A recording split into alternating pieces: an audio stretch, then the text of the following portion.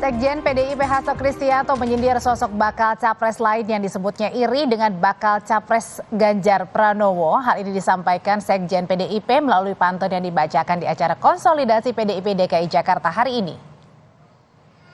Pemimpin itu tidak hanya sekedar berjanji, harus kaya prestasi, tampilkan narasi kemajuan negeri. Presiden Jokowi dan Pak Ganjar itu sehati, kesatu paduan keduanya bikin bakal calon lain iri, saudara-saudara sekalian. Oke Mas Soto, kalau misalnya tadi dari Partai Gerindra nggak ada yang merasa tersindir, kalau gitu apa ini bisa diartikan bahwa pantun dari Sekjen PDIP ini mengartikan bahwa begitu besar magnetnya Pak Jokowi untuk baca pres mengendorse ya, atau bisa mengendorse itu agar bisa kemudian menang di 2024? Ya, itu nggak bisa dipungkiri ya, bahwa ada sebuah fakta, semua lembaga survei memperlihatkan angka kepuasan Jokowi sangat tinggi. Dan itu sesuatu yang sebetulnya tidak biasanya terjadi pada masa jelang orang pengen pensiun. Biasanya orang pengen pensiun tuh jeblok tingkat kepuasan publik yang terjadi pada SBY di 2 tahun terakhir misalnya. Dan ini memang biasanya diterjemahkan menjadi positioning dari Pak Jokowi yang sangat kuat untuk menjadi kingmaker. Nah, pada titik itulah menurut saya catatan kritisnya harus kita berikan.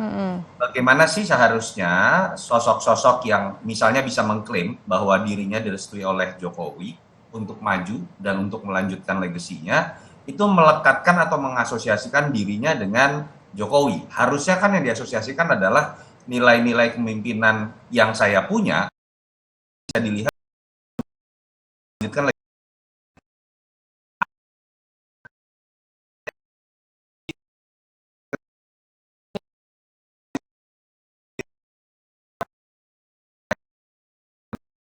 atau siapa yang lebih banyak pasang billboard atau spanduk atau iklan misalnya bersama Jokowi. Kalau itu yang terjadi ya saya pikir tidak akan ada pendidikan politik yang bisa kemudian membuka pikiran masyarakat melihat siapa yang lebih capable. Tapi yang saya lihat saat ini sepertinya memang masih pada level pertarungan seperti itu.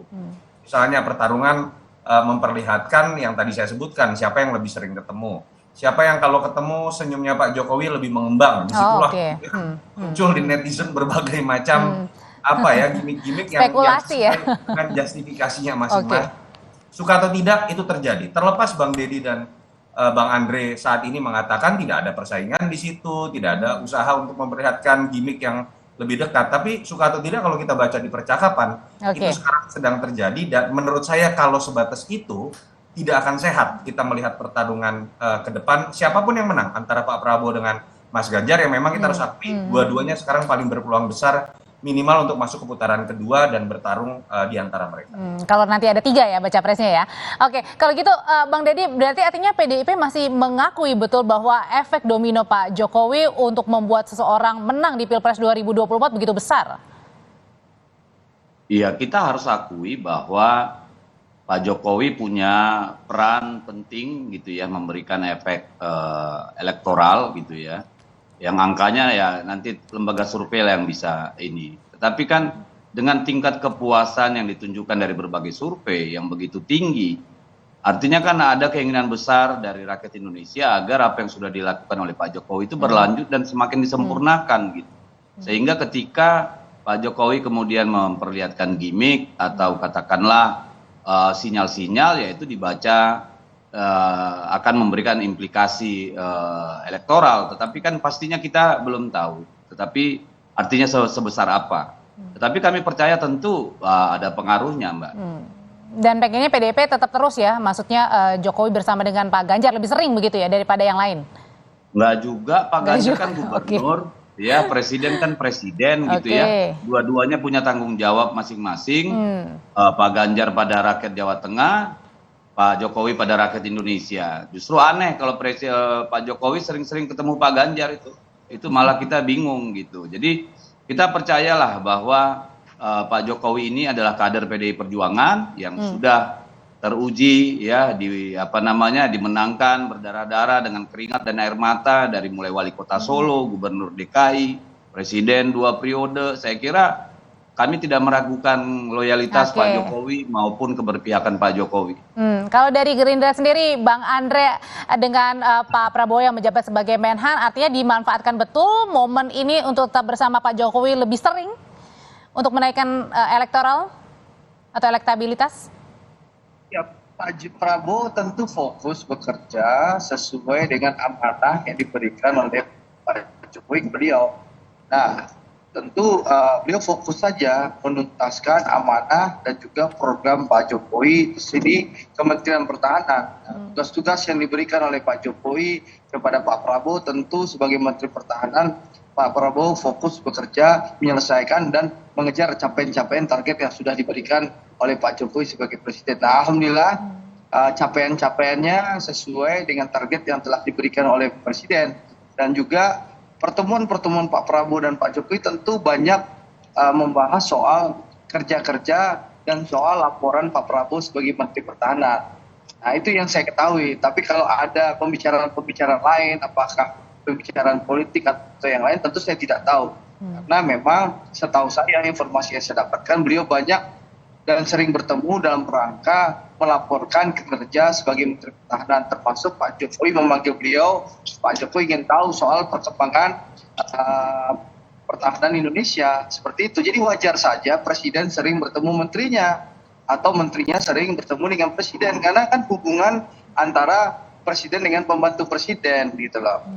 Seperti itu. Oke, kalau gitu Mas Toto, berarti artinya Pak Jokowi akan sama-sama sering dong ya keduanya untuk bersama dengan Pak Ganjar dan juga Pak Prabowo, karena Pak Prabowo kan juga masih menjabat sebagai Menhan. Ya, kalau bicaranya teknis sudah pasti yang akan lebih sering bertemu adalah Pak Prabowo, karena Mas Ganjar tinggalnya di Jawa Tengah, tidak ikut dalam sidang atau rapat kabinet. Pak Prabowo pasti sering bertemu. Tapi sebenarnya kalau mau dihitung frekuensi, Ibu Sri Mulyani juga pasti sering bertemu, Pak Muldoko juga pasti sering bertemu.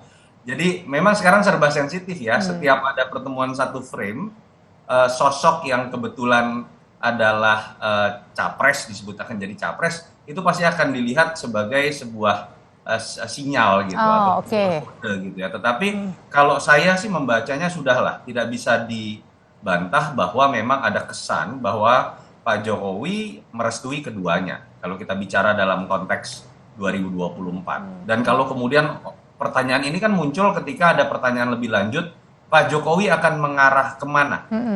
Dari dua besar menuju satu besar, kira-kira ini udah final nih dalam konteks dukungan Jokowi. Lalu grand finalnya Pak Jokowi akan memutuskan siapa? Kalau kita lihat acara Idol gitu ya, biasanya juri-juri itu nggak pernah nentuin, akan ditentukan selanjutnya itu kepada publik atau audiens. Saya membaca pada akhirnya karena ada keterbatasan, biar bagaimanapun Pak Jokowi masih akan memimpin pada saat pemilu nanti dilakukan, dan kita sudah tahu banyak kritik juga terkait dengan isu cawe-cawe, intervensi, dan lain-lain.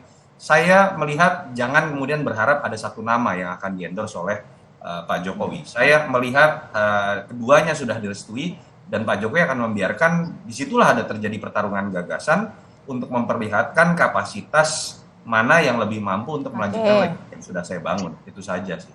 Oke, dua pertanyaan atau satu pertanyaan terakhir untuk Bang Deddy dan juga Bang Ande. Kalau dalam waktu dekat apa nih untuk menaikkan elektabilitas, karena kan saat ini masih terus berdesakan antara Pak Prabowo dan juga Pak Ganjar. Ya, kalau dalam waktu dekat sama aja dengan waktu jauh, Mbak. Tentu bertemu dengan sebanyak mungkin masyarakat, pendukung, karena kan tadi dibanding calon-calon lain, Pak Ganjar ini kan orang daerah ya, tentu popularitasnya masih di bawah daripada yang lain gitu ya. Tapi seiring waktu, semakin banyak tempat, semakin banyak kelompok ya, semakin banyak rumah rakyat yang didatangin, tentu akan mendorong meningkatnya elektabilitas Pak Ganjar, termasuk juga kerja-kerja mesin partai.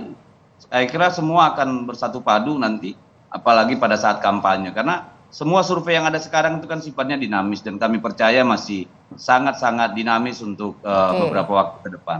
Oke, Bang Andre. Ya kami tentu akan bekerja lebih keras lagi ya.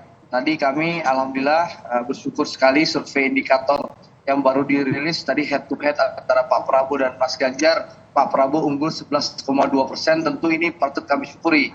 Tapi sesuai pesan Pak Prabowo kepada kami seluruh kader beliau, jangan pernah jumawa, jangan pernah sombong dan angkuh. Jadikan survei ini adalah pelecut semangat untuk bekerja lebih keras lagi. Tentu ke depan ya kita akan terus ke lapangan, bertemu dengan rakyat, hadir di tengah rakyat, dan terus menjadi solusi bagi masyarakat sehingga masyarakat akan terus bersama Pak Prabowo. Itu yang pertama. Dan kedua juga tentu selain aktif di lapangan bertemu dengan masyarakat, kami para pendukung Pak Prabowo akan lebih aktif lagi di media sosial untuk menyampaikan hal-hal yang positif tentang Pak Prabowo dan juga menjawab tuduhan-tuduhan fitnah kepada Pak Prabowo. Baik, Seperti terakhir Mas Toto, singkat saja apa yang harusnya dilakukan oleh masing-masing baca pres termasuk juga dengan mesin parpolnya agar tidak saling sindir-sindiran nih jelang nanti pengumuman. Harusnya demokrasi itu membutuhkan kampanye saling menyindir selama dalam batasan itu negatif campaign. Berbeda dengan black campaign ya, saling membuka fakta itu bukan fitnah loh. Malah kemudian publik akan disuguhkan pada track record yang sesungguhnya. Malah kalau mereka saling sepakat, saling memuji saja ya berarti bukan kampanye, malah kita tidak akan mendapatkan info apapun. Jadi teruskanlah menurut saya kebisingan ini, tanda kutip ya, selama didasari pada fakta-fakta yang ada, bukan fitnah atau kampanye hitam. Dan menurut saya tapi artinya dalam tanda positif ya? Ya, tidak harus positif loh. Negatif campaign itu malah ciri khas dari negara demokrasi. Kalau saling memuji saja, di situ tidak ada pertarungan gagasan, tidak ada uji track record. Itu yang harus dibedakan antara negatif dengan black campaign. Jadi saya malah berharap bagaimana tim Mas Ganjar dengan Pak Prabowo saling membuka fakta. Sehingga kemudian walaupun sama-sama mengklaim dirinya misalnya direstui oleh Jokowi, publik bisa melihat mana kapasitas berdasarkan track record, mana janji-janji yang sifatnya manis. Kami sudah tangkap Mas Toto, boleh saling sindir, boleh saling adu gagasan dan juga ide, asal intinya jangan black campaign. Terima kasih Mas Toto, terima kasih Bang Deddy dan juga Bang Andre, sehat selalu. Ya, terima kasih. Sorry.